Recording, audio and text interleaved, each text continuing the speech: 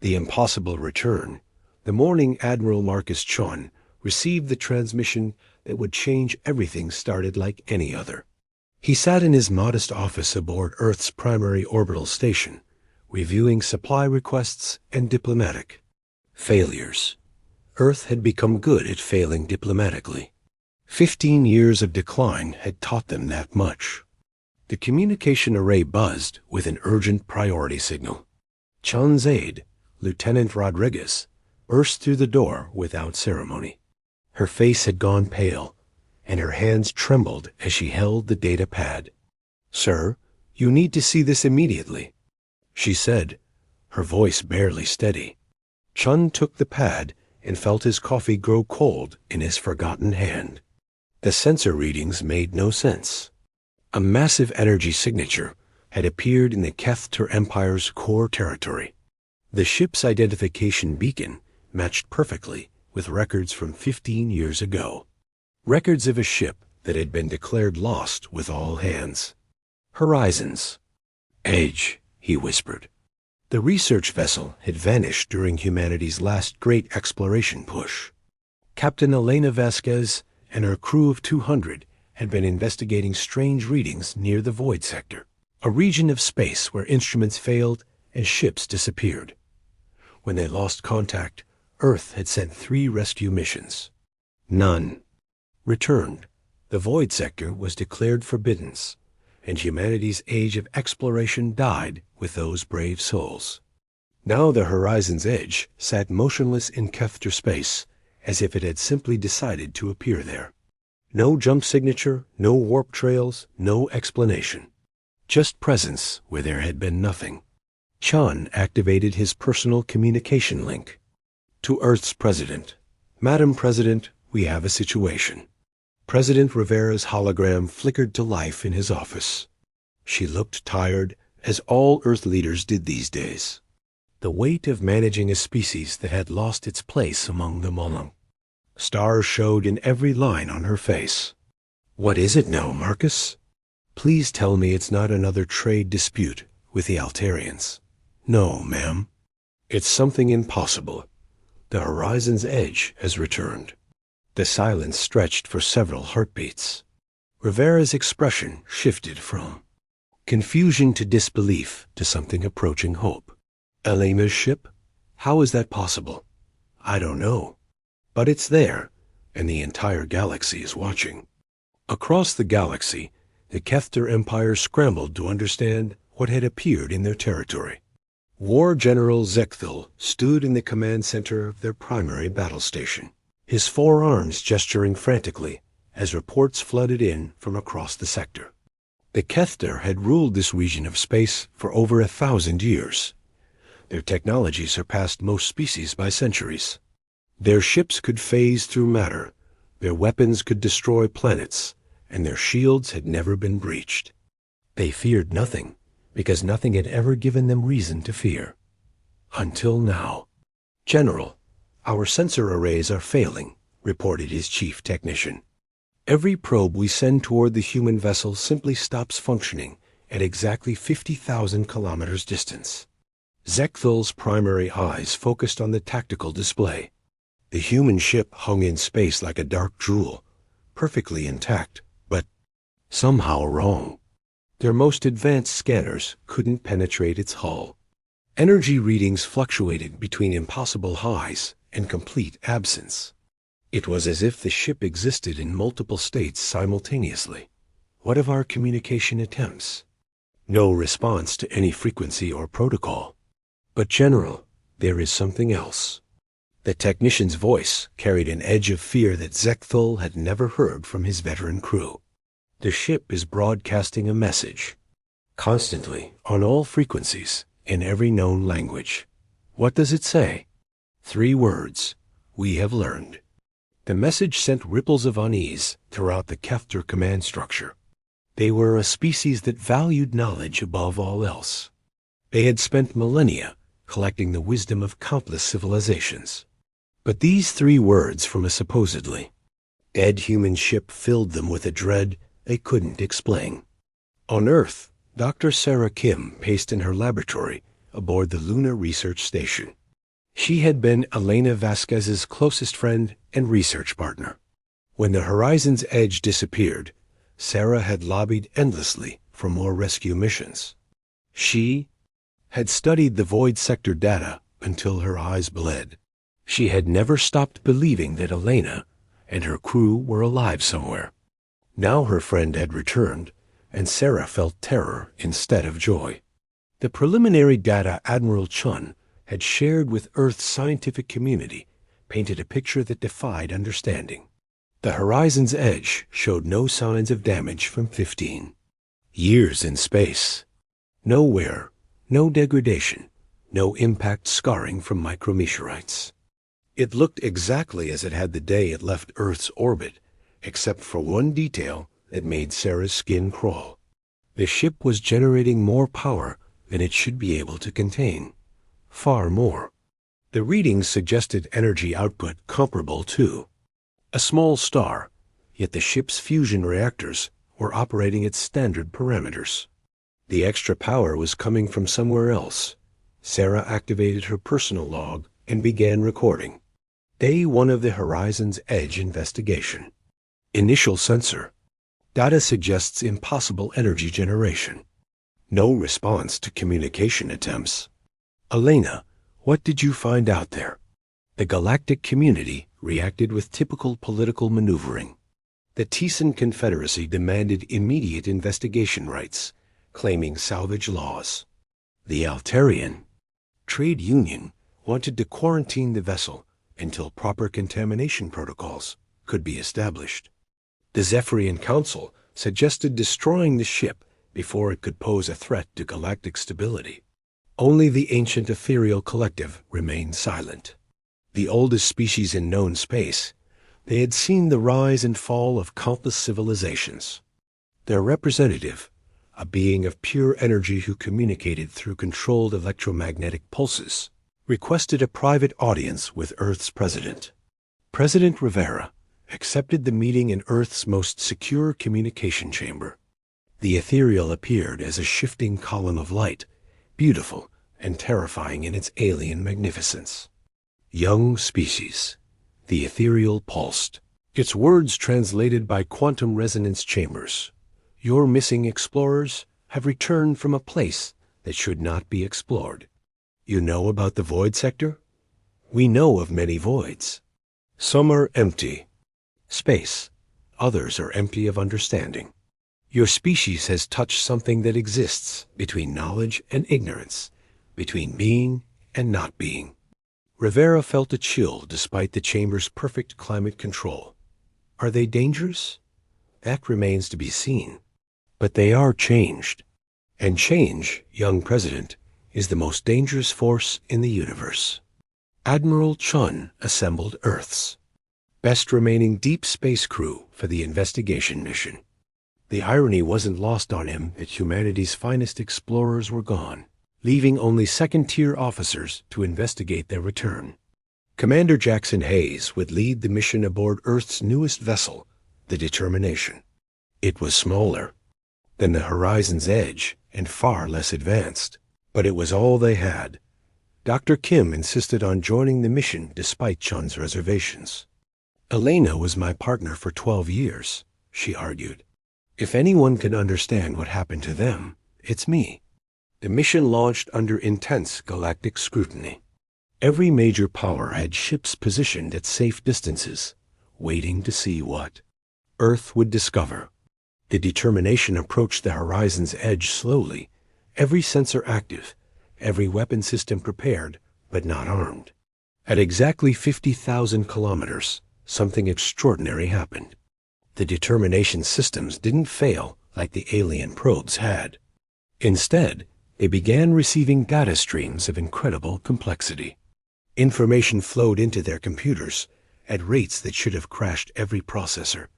Yet somehow the systems adapted, evolved, processed impossible amounts of data without strain. Commander Hayes stared at his displays in wonder. Dr. Kim, are you seeing this? Sarah nodded, tears streaming down her face. They're teaching us. Alana's crew is teaching our systems how to understand them. The message came then, not through radio waves or quantum entanglement, but directly into the minds of every human aboard the Determination. Elena's voice, unchanged after 15 years, spoke with warmth and love, and something else that made the crew weep with joy and fear. "Hello, old friends. We have so much to show you." The horizon's edge began to glow with soft, warm light. Not the harsh glare of fusion engines, or the cold gleam of energy weapons, but something organic and alive. The ship pulsed like a heartbeat. And across human space, people stopped what they were doing and looked up at the stars with sudden, inexplicable hope. Something had returned to humanity. Something that had been missing for 15 long years. And the galaxy would never be the same. Asterisk. The evolution revealed the docking procedure between the Determination and the horizon's edge, defied every protocol in Earth's naval handbook. Commander Hayes didn't need to request permission or navigate complex approach vectors.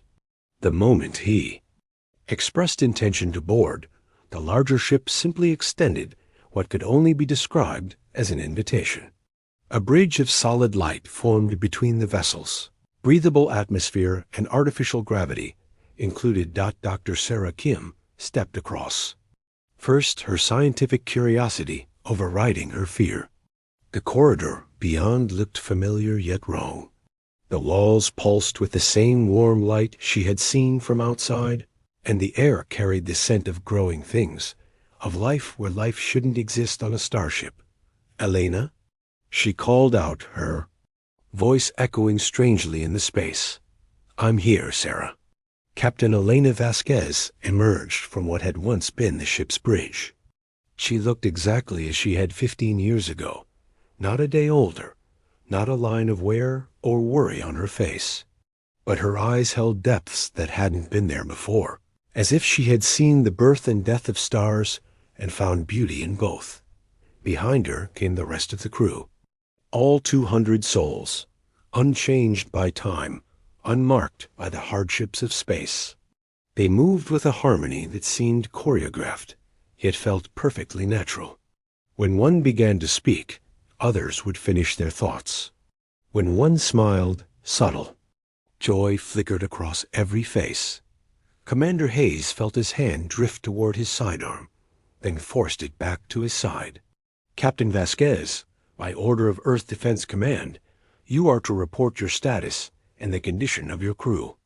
Elena's smile was gentle and sad. "Always following protocol, aren't we? Even when protocol has no meaning anymore?"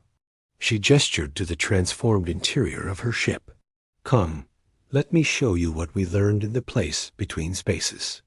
They walked through corridors that had been cramped and utilitarian, but now felt like gardens.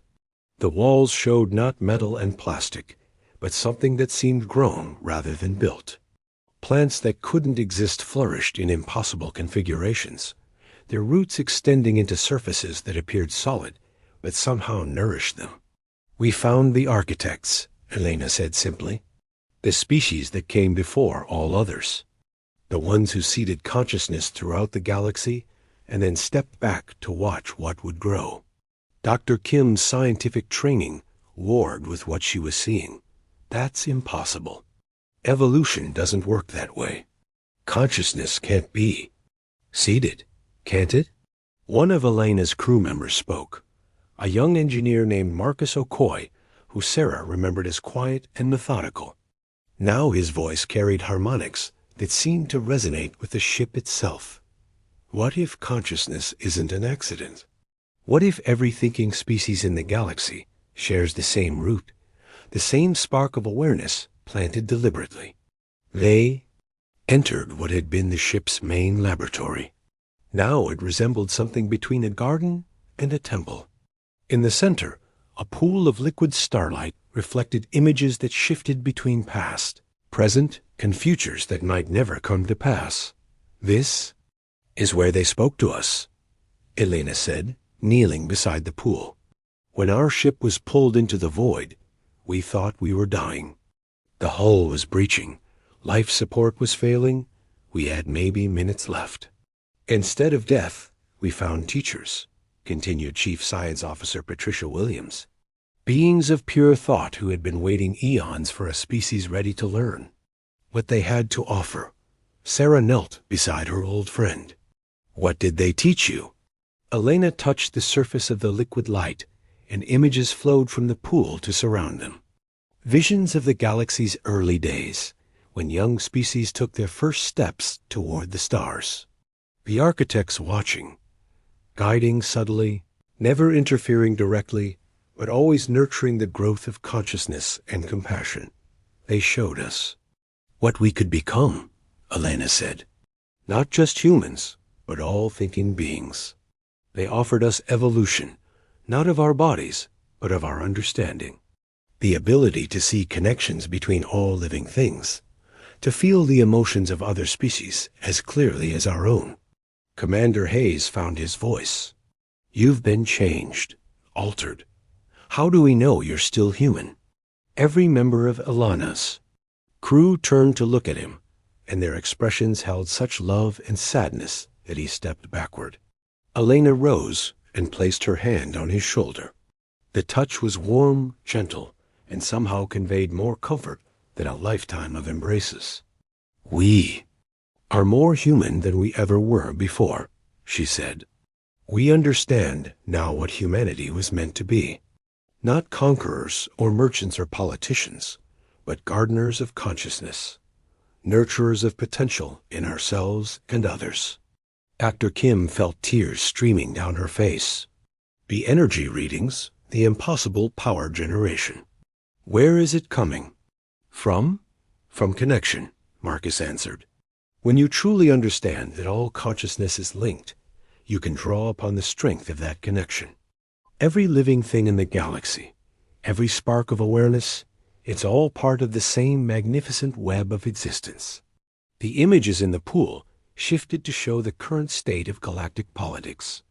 Species fighting over resources, enslaving others, building weapons instead of knowledge. The Kefter Empire's technological might used for domination rather than exploration. The Tisan Confederacy's rigid caste system preventing the growth of billions of minds. The Altarian Trade Union reducing sentient beings to economic units. This is what the architects mourn, Elena said. So much potential wasted on fear and greed and the illusion of separation. Commander Hayes struggled to process what he was seeing. You're talking about completely changing the fundamental nature of galactic civilization. That's not evolution, that's revolution. Sometimes they're the same thing, Patricia observed. But we're not here to force change. We're here to offer it the way it was offered to us. Elena turned to Dr. Kim. We need you to take a message back to Earth, Sarah, to all of humanity. The architect's gift is available to everyone, but it must be chosen freely. We can't make anyone evolve. We can only show them what evolution looks like. What if humanity refuses? Then they refuse, Elena said simply. But the offer will remain open, and other species will see what we've become and make their own choices. As if summoned by her words, space outside the ship suddenly filled with vessels. The Kefter battle fleet had arrived, weapons charged and shields raised. General Zekthul's voice crackled through the communication systems. Human vessel, you will surrender for investigation immediately. Your presence in our territory is an act of war. Elena sighed, still thinking in terms of territory and war. The architects warned us it would be difficult for some species to understand. She moved to what had once been the ship's communication. A ray but now resembled a living tree whose branches held glowing fruit. She touched one of the fruits, and her voice carried across space to every ship in the fleet. General Zekthul, we bear you no ill will. We understand your fear because we felt it too when we first encountered the truth about consciousness and connection. You will surrender immediately or be destroyed. We cannot be destroyed, General, because we are no longer separate from the web of existence. To destroy us, You would have to destroy consciousness itself, and that, thankfully, is impossible. Elena touched another fruit, and the Kethter fleet found their weapons offline. Not damaged, not disabled, simply irrelevant. The ship's computers had evolved beyond the concept of violence. Upgraded by the same force that had transformed the Horizon's Edge. Dr. Kim watched in amazement as Elena demonstrated power beyond anything humanity had ever possessed. Yet it felt gentle, protective rather than aggressive. The Kethter ships remained unharmed, but fundamentally changed. Their crews would return home with new understanding, carrying seeds of evolution back to their empire. How do we explain this to Earth? Commander Hayes asked. How do we make them understand? Elena smiled. The same way the architects made us understand. We show them what's possible and let them choose.